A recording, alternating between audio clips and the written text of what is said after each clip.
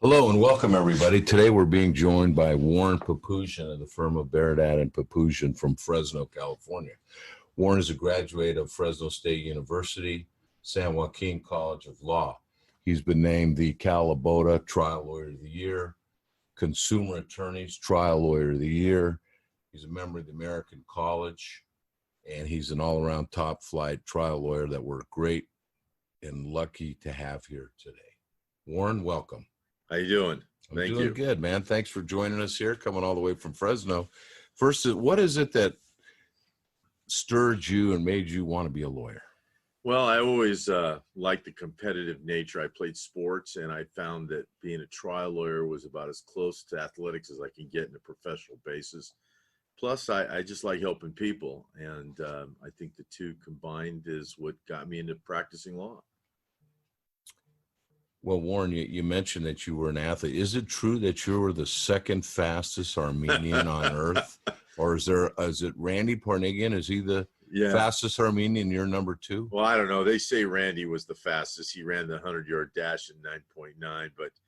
But yeah, he is probably the fastest Armenian that I've ever met, next to me. Okay, well, let's talk about your cases. First of all, you got out of law school, you went to the district attorney. Why did you do that? How do you think that helped you in your plan in your career? Well, I think back when I was practicing law, it was almost like a prerequisite to go to the DA's office if you wanted trial experience. So for me, the best way to get the trial experience was to go to the DA's office. Plus, I like criminal law, and I like the aspect of trying these big-time criminal cases. Fortunately, I never got to try a lot of big-time criminal cases, but I really learned a lot by picking juries, because you're trying one or two cases at least a month. So you're always in that courtroom trying cases, and more importantly, picking a jury. Well, some young lawyers I've talked to, and they want to get into civil like you, and they want to be a plaintiff lawyer or a trial lawyer, and they say, well, criminal law is completely different. I don't really want to start out there. I say the trial experience and being in court is what you gain from there, whether it be civil or criminal. What do you think about that? Oh, most definitely. I mean, the experience you get from handling a judge in a courtroom, or the judge handling you, dealing with witnesses, putting witnesses on, just orchestrating the whole trial, and then picking the jury, and then being able to speak to the jury and tell your story. I don't think there's anything more invaluable than trying to go to the DA's office. Most people don't want to do it. They want to come out of law school, make the big bucks. But I think at the end, you're going to get the big bucks if you're a little patient and you go to the DA's office. I mean, it's kind of like an apprenticeship. And if you want to be a big trial lawyer, you're not going to make a lot of money in the beginning, but all that experience in the end, hopefully you'll be able to cash in on it. Right. I mean, I don't think you can come out of law school now and try 4 or 5 cases right off the bat. You used to be able to do that maybe 30, 40 years ago in a civil practice, but now you'd be lucky to get 1 trial a year. And if you've been practicing 20 years, you'd be lucky to get 10 trials, when you can get 10 trials in 2 years at the DA's office. So you leave the DA, then you go work for an insurance defense firm. Right. How did that help you develop as a trial lawyer in the practice that you're in today? Well, working in insurance defense helped me see the other side. Working with insurance companies gave me a glimpse, actually gave me a pretty good view of how they think and how they operate, and what scares them and what doesn't scare them. And I learned one thing: they're only scared of trial lawyers, true trial lawyers that try cases, because they would always ask me when I was doing insurance defense, this guy, Mr. Jones on the pleadings, is he going to try the case or will he settle? And so I've learned that they factor that into their evaluation of the case. And how many years did you do that representing defendants? I did that for just under 10 years. So you had the DA experience, you had the civil insurance defense background. What was it that led you to go out on your own and become a plaintiff? I just wasn't a very good insurance defense lawyer. I didn't have my heart into it. I didn't like the timesheet aspect of it. After I either won a case or handled a case to a good resolution for the insurance company, it just wasn't the same. And all along, I'd have 10 or 15 plaintiffs' cases that I would try to do. They didn't like it back then when you handled plaintiffs' cases. The insurance company, if they found out you can get into trouble. So anyway, at the end of the day, I made a decision that no matter what, economically, I was going to start doing plaintiff's work, and I did that in 2000. And Excuse me, yeah, 2000. So it's been almost 20 years. Yeah, that I your 20th year of your own firm now. Yeah, that I completely broke away from insurance defense. Now, certainly I had the experience, and I'm sure many had, but you think you're going to do good, but you really don't know. What was that feeling like when you're opening your own firm? You're responsible for getting the cases, for settling them, for paying all the overhead. What was that like, and how did you feel? Well, it was major stress, but I was doing what I liked. And I just figured, somebody told me once, if you treat your clients like you treat family, you're going to do okay. And I just knew that at the end of the day, I'd be okay. But it is scary because you're opening up a firm. I had an associate that I hired. I had another partner that we worked on, and it was pretty scary. But, you know, the way I think I broke into it is I got a good result on a wrongful death in a very conservative community, and that helped perpetuate work. Okay, well, let's talk about that a little bit. First of all, you know, our listeners are around the country. You're from Fresno, which is what's called the San Joaquin Valley, primarily an agricultural area, certainly the agricultural hotbed in the state of California, probably in the country.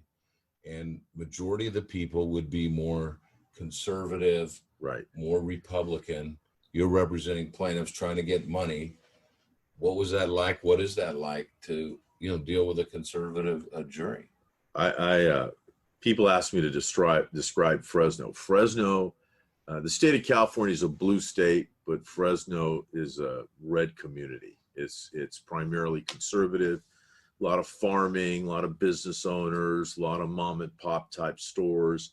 The values are different. Economic values are different than San Francisco and LA. So conservative viewpoint, housing's less. So when they give awards, they're very, very conservative. So you got to pick and choose the right cases to try. You can get good verdicts in Fresno, but you got to have the right set of facts. Well, but historically, verdicts have not been as large in Fresno as they have across the country or across the state. Right. But you, in your experience, have had, you know, many of the largest verdicts in Fresno. So I would like to talk a little bit about some of them.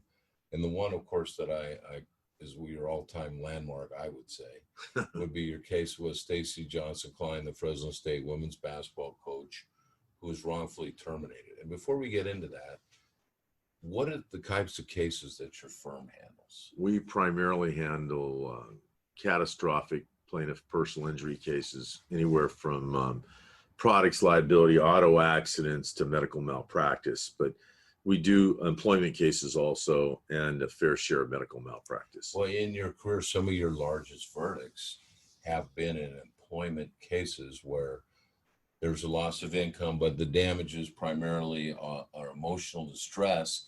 And most of the people, they're not treating with psychiatrists. Right. They're not going to, keep taking medication as a result of their termination. So let's talk about that. Do you think that employment cases are better with conservative jurors? What is your view on that? Yeah, I do. I agree with you. I agree that when I'm picking a jury involving an employment case, I feel like I've got the edge because the jury is comprised of people that primarily are worker bees. I mean, they're out there hard working people trying to make a living, and they can relate to somebody that's being fired. As opposed to an auto accident, somebody runs a stop sign.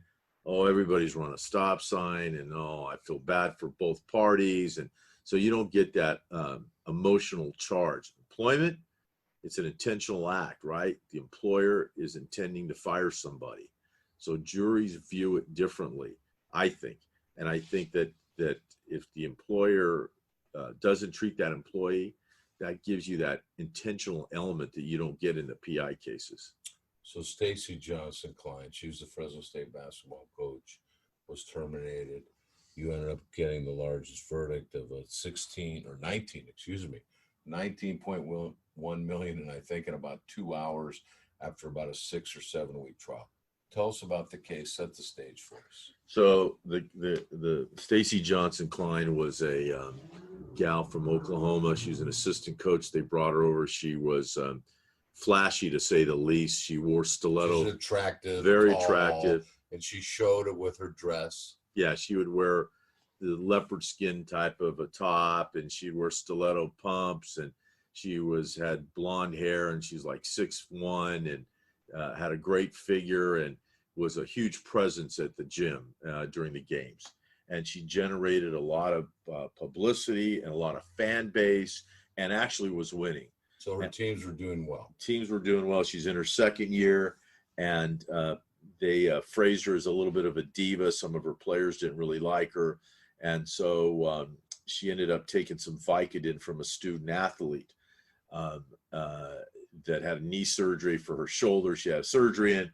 They found out, and they fired her. My premise to the whole thing was they fired her because months before she had complained about Title IX issues.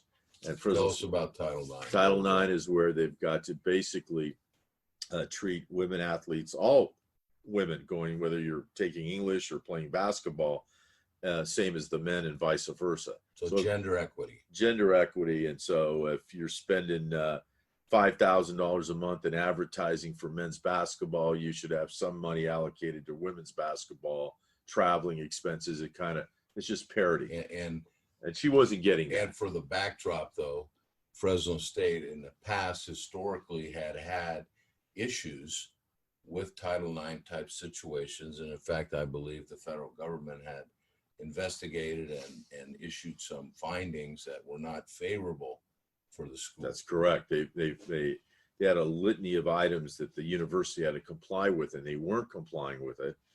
And they were having trouble complying with it under the old administration, not the current administration. The current administration is completely different, but the previous administration, in my opinion, was not complying with it. Anyway, they brought Stacy up on these Vicodin charges and saying that she was endangering the health welfare of the student athlete. They ended up publicly terminating her. It was a press conference by the then president of the university, and basically humiliated her and fired her. And then I turned around and sued her. Now, as you remember, Brian, I originally didn't want to take the case, and you were the one that, now that we are on air, I'm gonna give you, since we both went to Fresno State. So I'm not going to take. I certainly couldn't handle a case. Yeah, yeah, right. But I could. We both went to Fresno State, so he talked me into taking it against our university. Well, it was the right thing to do, and I told you at the time it was the right thing to do. And win or lose, people were going to remember that you're the one that stood up, and I think it's paid benefits. But let's talk about the trial. First of all, how much was she making a year? She was making $250,000 a year, excluding bonuses. And what type of contract? How many year contract? She had a 5-year contract with incentives, base pay of $250,000, and so there was a pretty good economic component to the case, because at the end of the day, she was 36 years old at the time they fired her. So originally, I would have settled for the terms of the contract, but that didn't work out. We had to. The trial actually lasted about almost 10 weeks. Wow. And so let's talk about the trial. What do you think were the key parts of the trial? My experience in these employment cases, it's really the plaintiff. I mean, you're going to be cross-examining the witnesses on the other side. You'll call them, I assume. But if the jury doesn't like the plaintiff, they're not going to help the plaintiff out. I knew from her representing her for almost 2.5 years, we took 50 depositions in the case.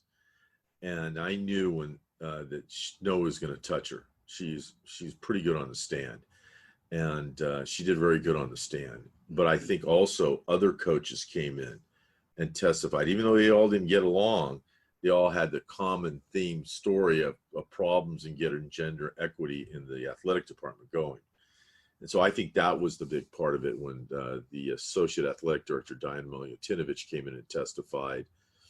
And I also believe Lindy Vivas came and testified. Wasn't that both Miss Vivas, I think was the basketball coach? Volleyball. And then Margie. That's right. And Diane Milutinovich was in the athletic department and working. And didn't they both have their own cases? They did. But just ironically had been settled. Or no, excuse me, Miss Vivas, she went to trial before and won. and you were helping and working with that case. Yeah, they got 5 million, 4.9. But something then, like that. right before Diane Miltenovich was going to testify, one of your key witnesses, who's been an advocate of the Title IX situation at Fresno State's an expert in it. What happened with her? Well, they settled her claim for a confidential amount for a lot of money. And so they paid her money to settle her lawsuit right before she got on the witness stand to testify against them. Correct. How did that come across? Well, that was kept out. Judge wouldn't let, only that the jury only knew that there was a resolution of her case, but he didn't know the amount. Well, but still, yeah, they know that she won. The judge told me afterwards, judge that handled the case, and he told me that he thought she was the best witness that he had seen in the whole trial. She came off credible, emotional, and you can't help but like Diane, and she did a really good job. So I think that helped. That was because she had an inside person supporting you. 25 years she worked there. You had other coaches. Yeah. But the money, I mean, 19.1 million, that's a lot of money. If you said, let's say the full length of the contract was less than $1 million. No, the contract, I got an economist to put out there not only the value of the contract, that she was not going to be able to be a Division I basketball for the rest coach. of her career. Right. So the economic number was 5.1 million. Okay. And then, so when I argued in the closing, I said that her non-economic was in the millions. I learned from my last trial that you told me that I didn't ask for enough money, that I was going to stay away from that. I figured 5.1 million, and then I'd say that the loss of a career, a Division I basketball coach, was in the millions, and it was up for them to determine it. But I wanted the 5.1 million in the economic. So I remember that day speaking with you on the phone. You had finished the final argument. I think you might have went to lunch or back to your office. And then you say, "Oh, I got to go. The verdict's in." Tell me about that. Yeah, that's one of my favorite stories. It's a kind of a made for TV that you don't get all the time. So they actually went out the day before. They were out for an hour. Then the next day they come back, and they're only it's like lunchtime. They've been only out 4 hours, and they call me up, and the clerk tells me they have a question, and I said, "A question." So I get in the car. I take the client. Take the people that helped me with the trial. We're all down there. We're halfway down the freeway to the courthouse. I get another call from the clerk, and the clerk says they got a verdict. And I said, "Oh my gosh." I go, 10-week trial. I said, we had probably 45 witnesses come testify, thousands of documents. I had a 3 causation verdict form. There's no way. So I told her, the client, I said, "Look, it's probably not going to be good. Just don't cry. We'll hold a little press conference and we'll be done with it." We go inside the courthouse. Everybody's there. The other side's there. Defense is there. Everybody's got their head down. The courtroom's packed. And the judge says, "Well, we got a verdict. I'm going to bring the jury in." Bailiff, bring the jury in. Judge looks at me and the other lawyer and says, "Do you want to know what the question was?" I said, "I do." And he says, "Question was, can we give more money in economic damages than the plaintiff asked for?" And that's the answer. And he said, he said, he didn't have a chance to answer it because he got the verdict. That's a pretty good question. You're feeling pretty good. Oh, when you heard that, you're feeling pretty good? Feeling real good. In fact, my wife's in the back. She goes, "What does that mean?" I go, "Thumbs up." That means good. So I knew I was going to get at least 5 million. So, but it was one of those special moments in my career that it was a hard fought case. Yeah. And I think one special element, and I'll bring it up here, is your former boss and partner was brought in to try the case against you, who's a fabulous lawyer, Mick Martirosian. Yeah. Who you had left from the firm to start your own firm. No, Mick. What was that like? Well, Mick mentored me, man. I mean, he brought me on. He was a great lawyer. He did a great job, but they brought him in the last month of the trial. The university had university lawyers, and I think the hay was in the barn. Yeah, well, and Mick was trying to settle it. Mick was trying to settle the case, and the university I don't think was listening to him, but he did a pretty good job considering that he came in the last 30 days. All right. I want to talk about one other case and then some general stuff. But before I get to the case, let me ask you, what do you see as we approach this new decade, 2020? What do you foresee the changes that may occur in trial practice? Well, I see in the future, I see things getting more expensive. Um, uh, it's going to be more costly to try cases, handle cases in the civil arena. And I think that my biggest concern is the inability of lawyers to get into a courtroom to try cases. It's harder and harder to try the cases because of just availability of judges, courtrooms, and the cost of litigating them. And I think as we get older, I see younger lawyers having less trial experience, which equates to, I think, I don't want to say poor results, but not the results that we'd want to not attain. as experienced as lawyers Right. doing the cases. Yeah, and not being able to evaluate the cases properly. All right. Well, I want to ask you about one other case, which was one of the top verdicts in 2018, Ortiz versus Chipotle. I remember talking to you about it when it was happening, but just tell us briefly, our listeners, about that. Yeah, case. that was a case where a manager worked at Chipotle for 14 years, and one day they accused her of stealing $66 out of the safe, and they fired her on basically after a 3-week investigation. They said they had her on videotape stealing the money. She asked to see the video. They didn't show her the video, and she had a company car, and because she had a manager of 2 or 3 stores, and as they were firing her, they got the keys, and she's crying, and she had worked for Chipotle 14 years. This gal worked out of high school at fast food and was making $78,000 a year, and as she's leaving, they take her car keys, and she had to walk home. So she went to a payphone and was crying, and her husband came and picked her up in the neighbor's car because he only had one car. And so I sued Chipotle saying, you defamed her, calling her a thief, and then you wrongfully terminated her because she had carpal tunnel, and she was missing a lot of work because of that. Well, when I subpoenaed the file, or their file, they couldn't produce the videotape. But they said they had 4 managers that all viewed the videotape and saw her stealing the money. So that's what the case was about. And Isn't that hearsay? Yeah, I thought so. I mean, so I saw a video that showed it. Isn't that it's no words. Well, there was no word spoken. They said they saw a yellow envelope, so they could talk about what they saw, I guess. And so the judge let it in, and there was we argued about it. And so they brought all 4 managers in, but I cross-examined them, and they didn't hold up water. And the jury came back and gave us a pretty big verdict on it. Well, I think it was in excess of how much? 10 million. It was, well, the jury gave us $8 million for the defamation. They gave us $2 million for wage loss, $6 million for non-economic, including the defamation, and then we hit for punitives. And we settled the punitive damage portion for confidential agreement. Okay, so that worked out. Yeah. Right. So for people that want to be trial lawyers, that are in law school or young lawyers, what's your advice to them?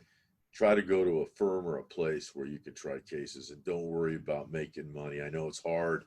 You're coming out of school, you want to make money, but if in the long run, you really need to go try cases and go to a firm that's going to let you try cases. If you had to do it over again, would you do it the same way you've done it? No, I would change one thing. What would you change? I'd be a plaintiff's attorney sooner. Yeah, but you're not following your advice, because you talked about how great that experience at the DA was, and how great that insurance defense firm, which I think that the route you went was be the perfect route that I would outline for someone, if they could, to be in a prosecutor or defense, criminal, then an insurance defense firm, and then to the plaintiff firm. No, I agree. I just shortened the time span. That's all. This went quicker. Much quicker. Get to the Brian Panish kind of money quicker. All right. With that, we're going to end it. It was great to have you here, Warren. Look forward to hearing you again. And thank you for coming. Thank